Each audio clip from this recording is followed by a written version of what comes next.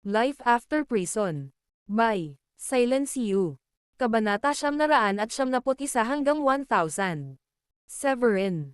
Napuyat ka ba buong gabi sa paggawa ng alchemical medicine? Nang magising si Dayan, nalaman niyang pinupunasan ni Severin ang kanyang kaldero. Kinusat niya ang kanyang mga mata at nagtanong habang inaantok at malabong sandali. Ngumiti si Severin at inilagay ang kaldero. Oo, nabigo sila ngunit gumawa ako ng mahusay na mga pagpapabuti. Pakiramdam ko ay hindi ako masyadong malayo sa pagiging isang high-rank alchemist sa pangalawang grado. Napangiti si Dayan. Mabuti naman. Kailangan mo ba akong sumama sa iyo sa kinaroroonan ni Fanzo mamaya? Umiling si Severin. Hindi. Pupunta lang ako doon para magbigay ng simple at basic na paggamot. Hindi naman ako magtatagal. Mag-shopping ka na kasama si Megan at ang iba pang mga babae. O pwede ka nang magpahinga at sabay tayong mamili pagbalik ko. Hihintayin kita kung ganoon. Nakangiting sabi ni Dayan. Sige. Aalis na ako. Matulog ka na ulit. Pumunta si Severin sa gilid ni Dayan at hinalikan ito sa noo. Paalam. Nagpaalam si Dayan na may masayang mukha. Pagkatapos noon, lumabas ng kwarto si Severin, bumaba ng elevator, at tinungo ang kinaroroonan ni Fanzo. Samantala, papalabas na ng bahay sina Meldrick at Draven. Sa paglabas, nakasalubong nila sina Satchel, Sofia, at ang mga matatanda. Mr. Meldrick, may librerag oras ako ngayon. Pupunta tayo sa Divine Faith Church para tingnan ngayon. Gusto mo bang sumama? Tanong ni Satchel. Napangiti ng mahina si Meldrick. Hindi na kailangan, salamat. Maaari kayong pumunta. Lalabas ako kasama si Draven. Ihahatid niya daw ako sa ibang lugar. Sige. Mag-enjoy ka. Natuwa si Satchel nang makita kung gaano kalapit sina Meldrick at Draven. At least, alam niyang paprotektahan ni Meldrick ang kanyang anak na hindi mabuli kapag sumali ang kanyang anak sa Stormy Moonsec. Pagkatapos noon, ipinarada ni na Meldrick at Draven ang sasakyan sa tabing kalsada sa tapat ng isang villa. Bumaba sila, pumunta sa isang kafe sa kabila ng villa, at umupo sa ikalawang palapag para subaybayan ang villa. Ang kailangan lang nating gawin ay maghintay. Maaga pa, sa tingin ko ay wala siya dito. Sabi ni Draven. Maya-maya, may napansin siya at sumimangot. Meldrick, may ilang surveillance camera sa pasukan. Sa tingin mo ba iimbestigahan ni Sofia ang pagkamatay ni Severin? Pinitik ni Meldrick ang palad at naglabas ng maskara na kulay itim. Ngumiti siya. Napag-isipan ko na to. Kaya naman hinahanda ko itong maskara. Hayaan mo muna siyang gamutin si Fanzo. Papatayin natin siya pagkatapos niyang gamutin at makakahanap tayo ng lugar sa labas ng kakahuyan para ibaon ang katawan niya. Sa ganoong paraan hindi tayo mag-iiwan ng anumang bakas at hindi malalaman ni Sofia na tayo ang paraan ng pumatay sa kanya. Tumango si Draven. Magandang pagpaplano. Gustuhin man ni Sofia na imbestigahan ang katotohanan, hindi ito magiging madali. Tatagal pa bago malaman ng mga babae ni Severin na patay na rin siya. Sa sinabi ni Draven ay may naisip siyang iba. Nagtataka ako kung isasama niya ang mga babae niya. Papatayin din ba natin sila kapag nagsama sila? Matapos marinig iyon, nag-isip si Meldrick at sinabing, patayin sila. Ang gaganda nilang lahat. Sayang kung papatayin natin silang lahat. Madadala natin sila at makakahanap ng lugar na mapaglilibangan pagkatapos nating patayin si Severin. Hindi ba't mas masaya iyon? Nagliwanag ang ideya ni Draven. Nag-thumbs up siya kay Meldrick. Tama. Ang talino mo. Nailalabas ko ang galit ko sa mga babae niya pagkatapos kong makaganti. Hahaha. Ang kailangan na lang nating gawin ngayon ay maghintay. Sana, isama niya ang isang pares ng mga babae niya. Ang swerte ng mga babaeng iyon na makatakas kung hindi sila sumama. Humalaklak si Meldrick. Ang ganda-ganda ng mga babae niya at ang swerte niya talaga. Pero dapat tumigil na siya doon at hindi na niya sinubukang akitin si Sofia at magustuhan siya ni Sofia. Sumasang-ayon ako. Magkakasundo kayo ni Sofia. Tiyak na mas magaling ka sa kanya. Mabilis na kinuha ni Draven ang pagkakataong magpadulas at pasayahin si Meldrick. Halata namang nag-enjoy si Meldrick. Napangiti siya. Inaamin ko na napakatalino niya. Pero siguradong mas magaling ako sa kanya. Huminto siya saglit at nagpatuloy. Oh, well. Ang anyo ay hitsura lamang. Ang pinakamalakas lamang ang nagdidikta sa mundong ito at ang mahihina ay walang masasabi. Lahat ng mga patakaran sa mundong ito ay itinakda ng pinakamalakas. Ngayon ang araw na mamatay si Severin. Tama. Kahit gaano pa siya talento, mamamatay siya dahil nasaktan kanya at sinubukan niyang nakawin si Sofia mula sa iyo. Tumango si Draven. Hoy, hindi ako sasama sa iyo mamaya. Wala akong maskara kaya mananatili ako dito habang nanonood ng iyong napakagandang pagganap. Hahaha. Hindi mahalaga kung sasama ka o hindi. Pero sa tingin ko, mas maganda kung humanap ka ng pantatakip sa mukha mo. Baka agawin natin ang mga babae niya pagkatapos patayin siya at tiyak, ayaw mong makita ng tao mukha mo. Humalaklak si Meldrick at nanalangin na sana ay hindi dumating si Severin ng mag-isa. Nandito siya.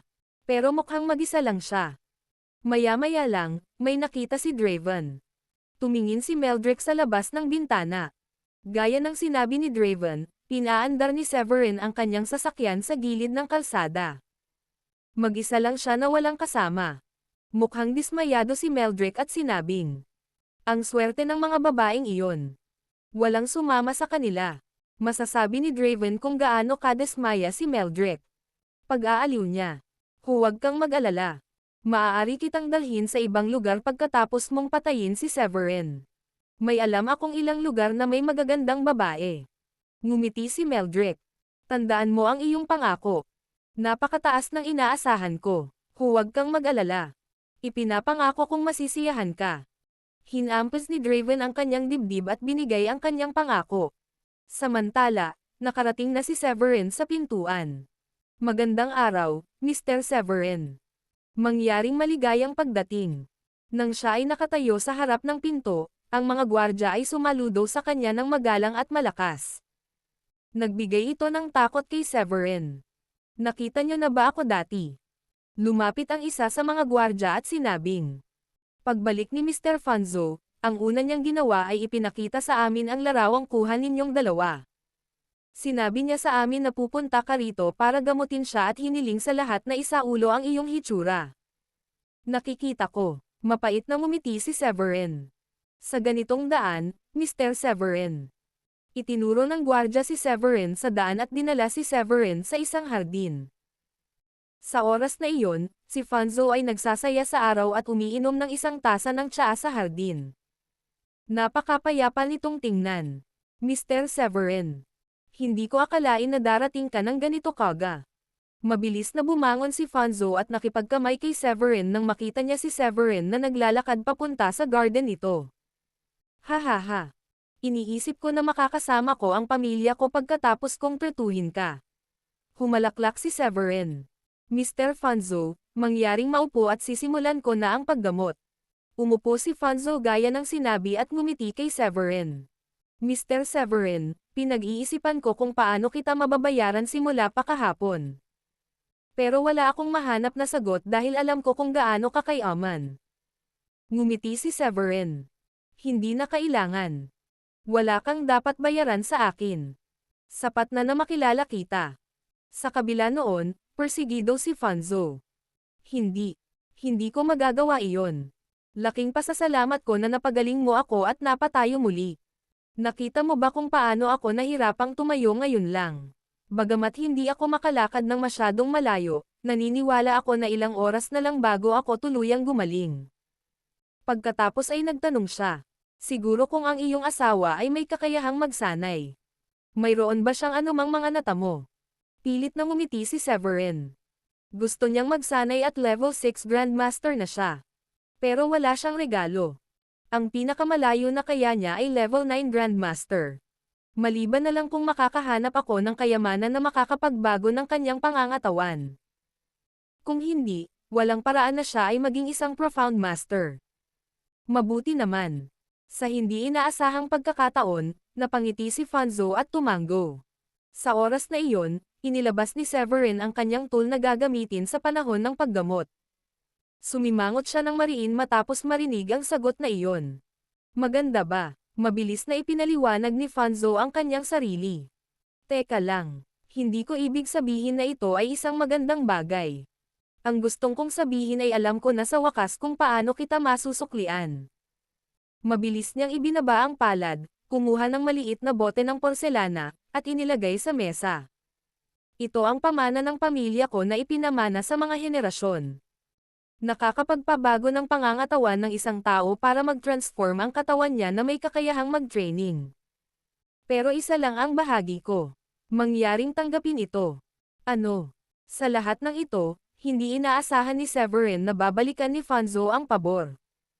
Hindi niya alam, si Fanzo pala talaga ang nagtataglay ng ganitong uri ng kayamanan. Ang kanyang plano ay umaasa na makakahanap si Woolrich sa kanya ng isang kayamanan na makapagpapabago sa pangangatawan ng isang tao pagkatapos niyang matapos ang gawaing ibinigay sa kanya ni Woolrich. Pagkatapos noon, magagamit niya ang kayamanan para ibahin ang anyo ng katawan ni Diane. Noong una, naisip niyang kailangan niyang maghintay ng 9 na buwan bago niya makuha ang kanyang kamay sa kayamanan. Gayunpaman, talagang hindi nakakailanganin pang maghintay ng 9 na buwan para makuha ang kayamanang ito. Hahaha. Kaya naman natuwa ako sa narinig ko. Kung talentado ang asawa mo, walang kwenta itong kayamanang ito. Kayamanan lang ang bagay na ito kung kailangan ito ng asawa mo. Hahaha. Sa wakas nahanap ko na kung paano ka babayaran. Tuwang-tuwa si Fanzo nang ipasa niya kay Severin ang bote ng porselana. Ang kayamanang ito sa wakas ay nagsisilbi sa layunin nito. Tinanggap ni Severin at itinago ito sa kung saan. Pagkatapos ay bumati siya. Maraming salamat. Wala akong mahanap na dahilan para tanggihan ang kayamanang ito. Napangiti si Fanzo. Mr. Severin, yayain sana kitang manatili para sa tanghalian ngunit dahil plano mong makasama ang iyong asawa, hindi ko gagawin iyon. Pwede tayong magkita ulit mamayang gabi. Magpapalipas ako ng oras kasama ang pamilya ko mamaya at hahanapin ka ulit mamayang gabi. Pagkatapos ay sabay tayong uminom. Mungkahi ni Severin pagkatapos ng ilang pag-iisip. Nagliwanag ang mga mata ni Fanzo. Mabuti. Gumagana iyon. Ako na ang mag-aayos at magkaroon tayo ng magandang gabi ngayong gabi. Pagkatapos ng ilang oras na magkasama, masasabi ni Severin na si Fanzo ay isang mabait, palakaibigan, at mapagpasalamat na lalaki. Isang taong gusto niyang maging kaibigan. Tinapos na nila ang usapan at sinimulan na ni Severin ang paggamot. Makalipas ang ilang minuto, iniligpit ni Severin ang kanyang gamit at tumayo. Mr. Fanzo, tapos na ang paggamot na ito. Aalis na ako at magkikita-kita tayo mamayang gabi. Sagot ni Fanzo. Nga pala, saan ka tumutuloy? Ngumiti si Severin. Ilang araw lang kami dito kaya sa isang hotel kami tumutuloy. Sabi ni Fanzo. Kanselahin mo na iyon. May villa ako at walang tumutuloy doon. Isama mo ang pamilya mo para sa hapunan ngayong gabi at pwede na kayong lumipat sa villa. Sa ganoong paraan, mas magiging madali para sa iyo dahil kailangan mong pumunta dito para bigyan ako ng paggamot araw-araw. Parang mas mabisa iyon. Tinanggap ni Severin ang alok. Maraming salamat. Isasama ko ang pamilya ko mamayang gabi. Hahaha. Mabuti. Halika, papaalisin kita. Tumawa ng malakas si Fanzo. Hindi. Kailangan mong magpahinga ng hindi bababa sa kalahating oras pagkatapos ng paggamot. Mangyaring huwag kumilos. Pagtanggi ni Severin. Sige. Hindi ko gagawin iyon. Paalam. Iwinagayway ni Salot ang kanyang kamay. Paalam. Ngumiti si Severin at naglakad papunta sa pinto. Nakalabas na siya. Nakalabas na siya sa wakas. Tuwang-tuwang sabi ni Draven habang sinusubaybayan ang pinto mula sa kafe. Hahaha. Manatili ka rito at panoorin kung paano mo siya papatayin. Tumayo si Meldrick, nagsuot ng maskara, at naglakad pababa. Nako, Severin, hindi ka pa rin makakatakas.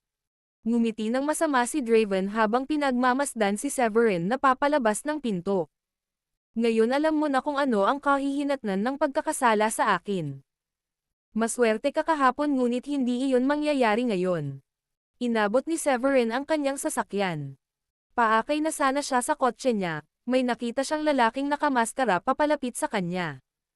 Nang malapit na sa kanya ang lalaking may maskara, nakita niya ang espiritual na enerhiya na sumasakop sa kamao ng lalaki at ang antas ng espiritual na enerhiya ay napakakapal. Level 2 Warrior Emperor. Mukhang siya ang taong grasa kahapon. Akala niya ba hindi ko siya makikilala dahil lang sa nakamaskara siya? Nakilala ni Severin si Meldrick mula sa kanyang nakuha at katawan. Kaagad, naisip niya kung ano ang nangyayari. At ngiti ang lumitaw sa kanyang mukha habang siya ay bumulong sa kanyang sarili. Sa palagay ko ay hindi niya alam kung sino ang kanyang ginugulo hanggat hindi ko siya tinuturuan ng leksyon. Ang mask na inilagay ni Meldrick sa kanyang mukha ay ganap na nakatikip sa kanyang mukha at tanging ang kanyang mga mata at bibig ang nahayag. Sa kabila noon, hindi tanga si Severin. Batay sa nakamit ng umaatake, naisip niya ang lahat. Kahit na walang intensyon si Sofia na patayin siya, hindi ganoon din ang iniisip ni Meldrick. Mamatay. Ikinaway ni Meldrick ang kanyang braso upang magpakawala ng isang sinag ng espiritual na enerhiya patungo kay Severin. Napakalakas ng sinag ng espiritual na enerhiya. Ngumisi si Severin. Nang walang anumang pagkaantala, pinakawalan niya ang kanyang espiritual na enerhiya mula sa kanyang katawan hanggang sa kanyang kamao. Habang winawagayway niya ang kanyang kamay, isang sinag ng espiritual na enerhiya ang bumaril din patungo kay Meldrick. Isang malakas na tunog ng pagsabog ang sumabog habang ang dalawang sinag ng espiritual na enerhiya ay nagsasabay. Ano? Hindi gumana ang pag-atake. Matapos mawala ang nakasisilaw na liwanag, nabigla si Meldrick. Hindi siya nagpigil sa pag-ataking iyon at tiyak na hindi iyon pag-atake na madaling mahawakan ng level 9 Warrior King. Kaya naman laking gulat niya nang makitang lumaban sa pag-atake si Severin. Ibig bang sabihin ay nasa kanila na siya? Nagsimula siyang magduda sa tunay na antas na natamong tagumpay ni Severin. Maaari bang isa rin siyang Warrior Emperor? Iyon lang ang dahilan para ipaliwanag kung paano niya nalabanan ang pag-atake niyang iyon. Sa pagkakataong iyon, gulat na gulat pa rin si Meldrick. Ayon sa kanyang plano, dapat ay patay na si Severin sa ngayon pagkatapos ng pag-atake at dadalhin niya ang katawan ni Severin at aalis kaagad sa lugar na ito. Gayunpaman, ang mga bagay ay hindi napunta sa kanyang paraan. Hindi pwede. Nagulat din si Draven nang makita niyang buhay pa si Severin. Napaawang ang bibig niya habang nagdududa kung nag-i-imagine ba siya ng mga bagay-bagay. Hindi. Hindi. Imposible iyon. Nakipagkamay si Meldrick. Mariin niyang ikinuyom ang kanyang kamao habang inilalabas niya ang kanyang espiritual na enerhiya upang takpan ang kanyang kamao. Sa loob ng isang segundong oras, humarap siya kay Severin at binato ng suntok si Severin. Sa tingin mo ba talaga kaya mo akong patayin? Ngumisi si Severin. Katulad ni Meldrick. Kinuyam niya ng mahigpit ang kamao at tinakpan ang kamao ng kanyang espiritual na enerhiya. Isa pang pagsabog ang nangyari. Gayunpaman, sa pagkakataong ito, matatag na tumayo si Severin sa kinaroroonan niya at naitulak si Meldrick palayo pagkatapos ng puwersa. Huminto lang siya pagkatapos niyang makalayo ng ilang dipa. Bumulwak ang dugo sa kanyang lalamunan at hindi niya napigilan kung saan niya naisuka ang dugo. Agad na nagbago ang tingin sa mga mata niya. Walang pag-aalinlangan, kumilos siya at tumakas. Hindi mapakali si Severin na mag-aksaya ng oras para sundan si Meldrick. Pagkatapos ng lahat, sina Meldrick at Sofia ay mga miyembro ng Stormy Moon Sect at mga elite na miyembro din ng sekta. Kaya, naisip niyang magturo ng sapat na aral kay Meldrick. Hahaha. Ang bilis niyang tumakbo. Tumawa si Severin at hindi pinansin si Meldrick. Sumugod ang mga bodyguard na nakabantay sa pasukan. Nagtanong ang isa sa kanila. Mr. Severin. Nasaktan ka ba? Tinapik ni Severin ang kanyang mga palad. Hindi na kailangang gawin ang lahat. Gumawa lang ang umaatake ng isang tandang pagkilos. Naiintindihan, Mr. Severin. Agad namang tumango ang mga bodyguard. Pagkatapos ay humakbang ang isa sa kanila at sinabing, "Mag-ingat ka sa labas, Mr. Severin. Ayos lang ako. Huwag kang mag-alala." Tumango si Severin, saka sumakay sa kotse at umalis. Tumakas si Meldrick sa isang eskinita at hinubad ang maskara. Medyo gumanda ang kanyang maputlang kutis pagkatapos niyang kumain ng healing pill. Kalokohan. Ang lakas niya. Pagkalipas ng ilang minuto, naikuyom niya ang kanyang kamao at sinabing, kasalanan lahat ito ni Draven sa pagsasabi sa akin na ang taong ito ay level 9 Warrior King. Kung titingnan mula sa suntok ngayon, tiyak na hindi siya level 9 Warrior King. Nang matapos siyang bamulong sa sarili, bahagyang bumuti ang kanyang pinsala at pagkatapos ay palihim siyang bumalik sa coffee shop. Nang makitang bumalik si Meldrick ay agad na lumapit si Draven at nag-aalalang nagtanong. Ayos ka lang ba? Masyado ba siyang malakas para sa'yo? Umupo si Meldrick sa upuan at malamig na sinabi. Di ba sabi mo level 9 Warrior King lang siya? Well, masasabi ko sa isang suntok na iyon kanina na siguradong hindi siya level 9 Warrior King. Ang hula ko ay level 3 o level 4 Warrior Emperor siya. Nataranta agad si Draven at napasigaw sa gulat. Ako. Hindi ko alam iyon. Kung ganoon, walang makakapantay sa kanya noon. Sinabi ni Walbert na ang level 8 Warrior King at 2 level 7 na Warrior King sa kanyang pamilya ay hindi kayang makipaglaban sa kanya. Noong panahong iyon, naramdaman nilang ang lakas ni Severin ay ang lakas ng level 9 Warrior King. Ngumisi si Meldrick. Kung gayon ay hindi niya ginamit ang kanyang buong lakas laban sa mga matatanda ng Crenshaw noon. Hindi na niya kailangan pang gamitin ang kanyang buong lakas para hawakan ang tatlong iyon. Kailangan lang niyang gamitin ang lakas ng isang level 9 Warrior King laban sa kanila. Pagkatapos, isang matalim na kasamaan ang sumilay sa mga mata ni Meldrick. Tuso si Severin. Hindi niya inamin na Warrior Emperor siya kahapon, nagkunwaring mahina siya sa harap ni Sofia, at sinabing wala siyang magandang talent at kung ano-ano pa. Kung iisipin, alam ko na ngayon na puro kasinungalingan lang ang lahat. Hindi magkakaroon ng magandang buhay si Sofia kung susundin niya ang isang tulad niya. Tama ka, napakatuso niya, at nagsinungaling siya nang tanungin siya ni Miss Sofia kung ano ang natamo niyang tagumpay. Kung sinabi niyang level 3 Warrior Emperor siya, hindi ka sana nagkaproblema sa kanya ngayon at nasugatan. Agad namang tumanggaw si Draven at nag-aalalang muling nagtanong. Kumusta ang pakiramdam mo ngayon? Seryoso ba ang iyong pinsala? Tumingin si Meldrick kay Draven at sinabing, huwag kang mag-alala. Hindi naman ganoon kalubha ang pinsala ko. Kumain na ako ng healing pill. Kahit na first grade low rank pill ito, medyo maganda pa rin ang epekto nito. Aabutin siguro ng 1 oras o higit pa bago ako tuluyang makarecover. Medyo na trauma pa siya matapos maalala ang pangyayari kanina. Natutuwa akong nakatakas ako ng mabilis, kung hindi, namatay na ako. Lingid sa kanyang kaalaman, wala sana siyang pagkakataong makatakas kung talagang gusto siyang patayin ni Severin. Ha, kasalanan namin ang lahat kung bakit ka nasugatan. Nagkamali kami ng paghuhusga sa sitwasyon. Napabuntong hininga si Draven at sinisi ang sarili. Pagkatapos ay sinabi ni Meldrick ng may pagpapatawad. Ikaw at si Walbert ay hindi dapat sisihin para dito. Kung mayroon mang sisihin, ito ay ang katusuhan ni Severin.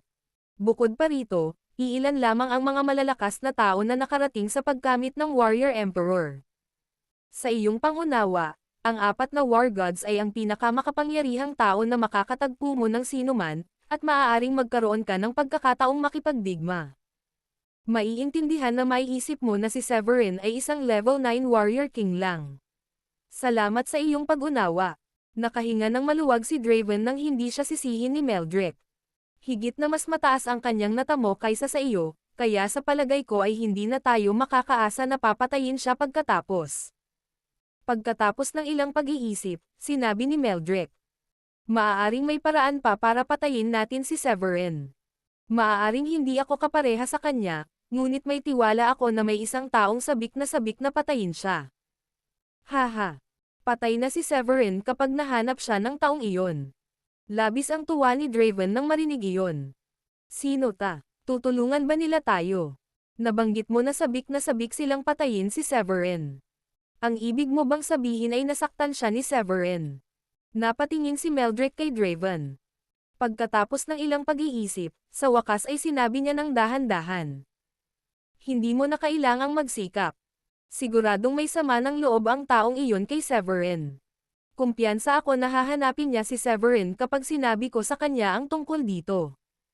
Gayunpaman, pabayaan na natin yan sa ngayon. Babalik kami bukas. Kahit na hindi ako kalaban ni Severin, sigurado ako na mapapatay siya ng taong iyon. Tumayo si Draven at sinabi kay Meldrick. Gusto mo bang pumunta sa lugar na sinabi ko sa iyo? Maraming magagandang babae doon. Gayunpaman, tinanggihan ni Meldrick ang alok. Hindi na kailangan. Nais kong magdiwang pagkatapos patayin si Severin, ngunit wala ako sa mood para sa alinman sa mga iyon ngayon. Sige kung ganoon. Agad na pinuntahan ni Draven ang Bill at umalis kasama si Meldrick. Pagkaalis ng lugar, nagpa siya si Severin na huwag sabihin kay Diane ang nangyari dahil ayaw niyang mag-alala si Diane. Pagdating niya sa hotel ay nagbihis na si Diane at ang iba pa. Hinihintay nila siya sa plaza sa ibaba. Hinihintay ka naming lahat, bayaw. Nang makitang bumalik si Severin, masayang sabi ni Megan. Nakangiting naglakad si Severin. Kaya saan mo planong magsaya ngayon? Napangiti si Diane. Sinabi ni Megan na mayroong isang amusement park na maaari nating palipasin maghapon, at kapag tapos na tayo roon, maaari tayong magtungo sa isang malapit na farmhouse para kumain at bumalik minsan sa gabi. Tumanggo si Severin at nakangiting sabi. Oo naman. Pero, lilipat tayo papunta sa lugar ni Fanzo kapag natapos na tayong mamasyal sa araw na iyon.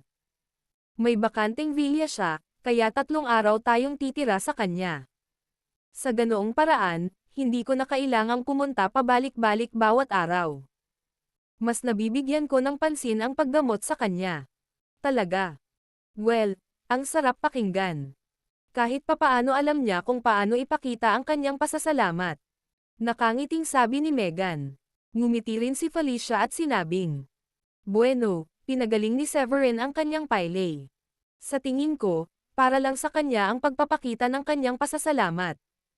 Hindi bababa sa 100 milyon o higit pang dolyar ay magiging maayos. Ngumiti ng pilit si Severin. Hindi naman talaga tayo nagkukulang sa pera. At saka, sinuklian niya ang kabaitan ko at binigyan niya ako ng kayamanan ng pamilya niya. Kayamanan. Anong uri ng kayamanan? Nagningning ang mga mata ni Felicia at sabik na tumingin kay Severin nang marinig nito na may mga kayamanan. Hindi alam ni Severin kung paano magre-react doon. Para kay Diane yan, hindi sayo. Para sa akin. Anong uri ng kayamanan ito? Ngayon nakikiusyoso ako. Napangiti si Diane. Sa paghusga sa kung gaano ka masaya, sigurado ako na talagang kamangha-mangha sila. Ngumiti si Severin at sinabing, syempre, sila nga. Binigyan ako ng isang bagay na makakatulong sa iyo na baguhin ang iyong talento sa pagkamit. Ito ay isang patak ng millennia-old na espiritual na likido. Mayroon ka pa ba niyan, bayaw? Gusto ko rin. Tanong ni Megan sabay hila sa braso ni Severin. Nagulat din si Sheila nang marinig kung ano ang kayamanan at sinabi kay Severin. Maaari mo rin ba akong bigyan? Ngumiti ng pilit si Severin. Pasensya na, pero ito ay isang patak lang. Tama na para sa isang tao lang. Si Diane muna ang kukuha. Agad na binitawan ni Megan ang braso ni Severin dahil sa pagkabigo. Ngumuso siya at nagsabi, ha, bakit isang patak lang ang binigay nila sayo? Ang swerte ni Diane. Hindi na dismaya si Sheila gaya ni Megan, at ngumiti lang siya kay Diane. Natutuwa ako na sa wakas ay mababago mo na ang iyong talento sa pagkamit, Diane. Makakapagsimula ka na ng pagsasanay sa lalong madaling panahon. Ngumiti si Severin at sinabing, huwag kayong mag-alala, lahat. Patuloy akong tutulungan kang makahanap ng iba pang mga kayamanan na maaaring magpabago sa iyong talento sa pag-abot.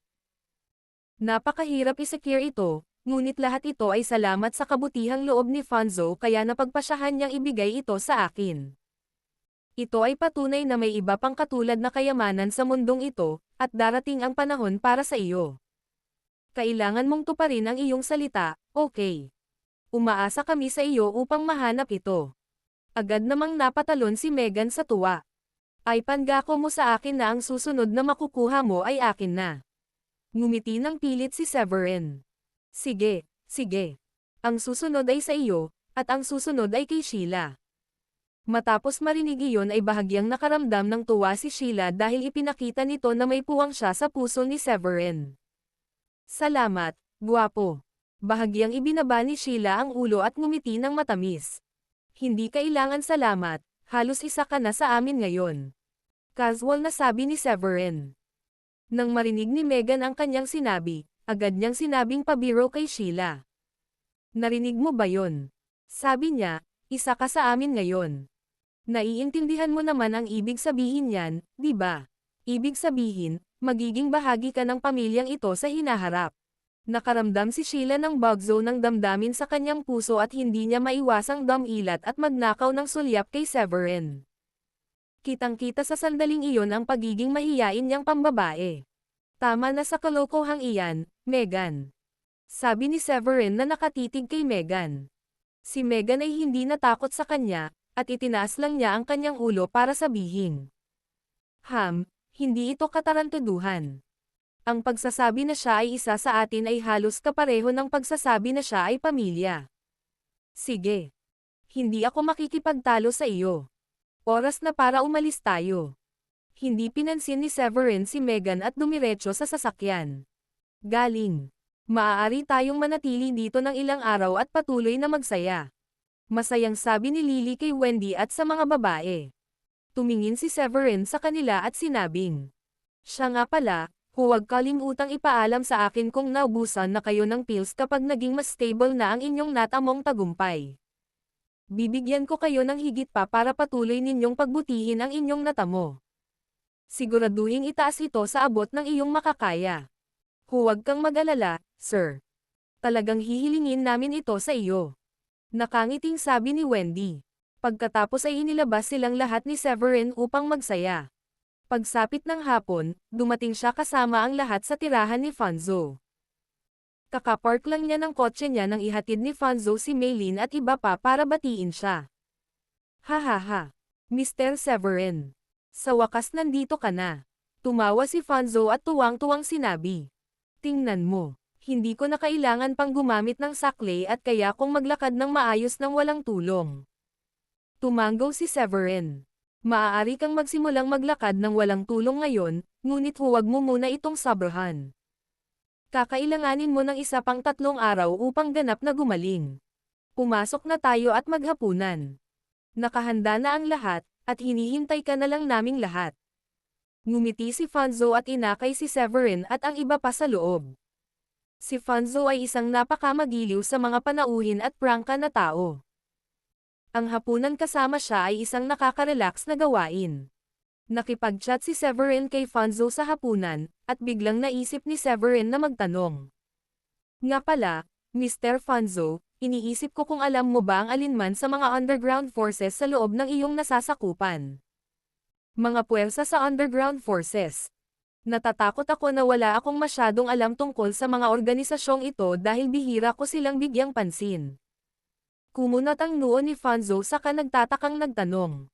Ano ang dahilan kung bakit ka interesado sa kanila, Mr. Severin? Kinuha ni Severin ang red wine sa harap niya, ininom ito sa isang lagok, at sinabing. Pinaplano kong hanapin ilang grupo na ipinangalan sa mga hayop sa Oriental Zodiac, ngunit sa Latin.